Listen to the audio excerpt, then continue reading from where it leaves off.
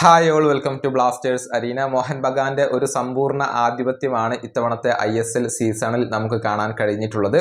Shield, കിരീടം അവരിപ്പോൾ നിലനിർത്തിയിട്ടുണ്ട്. ഇതിനു പുറമെ ഒരുപാട് റെക്കോർഡുകൾ അവർ സ്വന്തമാക്കി. ഏറ്റവും കൂടുതൽ പോയിന്റുകൾ, ഏറ്റവും കൂടുതൽ വിജയങ്ങൾ, ഏറ്റവും കൂടുതൽ ഹോം വിജയങ്ങൾ, ഏറ്റവും കൂടുതൽ ക്ലീൻ ഷീറ്റുകൾ, ഏറ്റവും കൂടുതൽ മിനിറ്റുകൾ ഗോൾ വഴങ്ങാതെ നിലനിന്ന ടീം. അങ്ങനെ നിരവധി റെക്കോർഡുകളാണ് മോഹൻ ബഗാൻ സ്വന്തമാക്കിയിട്ടുള്ളത്. ഒട്ടുമിക്ക ടീമുകളും അഥവാ ഭൂരിഭാഗം ടീമുകളും മോഹൻ ബഗാനോട് ഈ സീസണിൽ പരാജയപ്പെട്ടിട്ടുണ്ട്. പക്ഷേ ഇത്തവണ മോഹൻ ബഗാനോട് പരാജയപ്പെടാതെ രക്ഷപ്പെട്ട ഒരു ടീമുണ്ട്.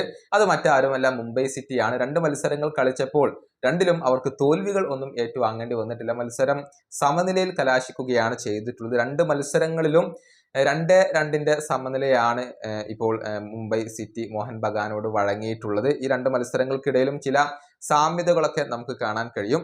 ആദ്യ മത്സരം സെപ്റ്റംബർ 13-ാം തീയതി ആയിരുന്നു നടന്നിരുന്നത്.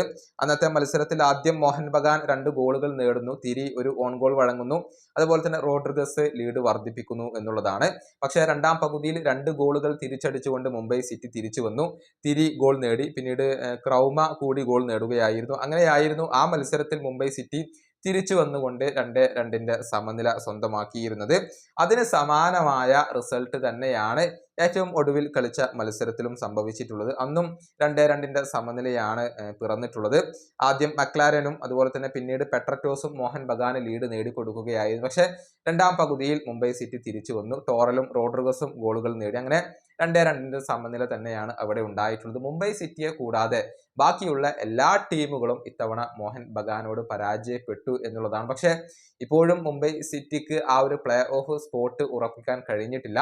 കഴിഞ്ഞ മത്സരത്തിൽ കേരള ബ്ലാസ്റ്റേഴ്സിനോട് പരാജയപ്പെട്ടത് അവർക്ക് വലിയ തിരിച്ചടി ഏൽപ്പിച്ച ഒരു കാര്യമായിരുന്നു. ഈ വീഡിയോയുടെ അവസാനിപ്പിക്കുന്നു. അടുത്ത ടീമായി വീണ്ടും കാണാം.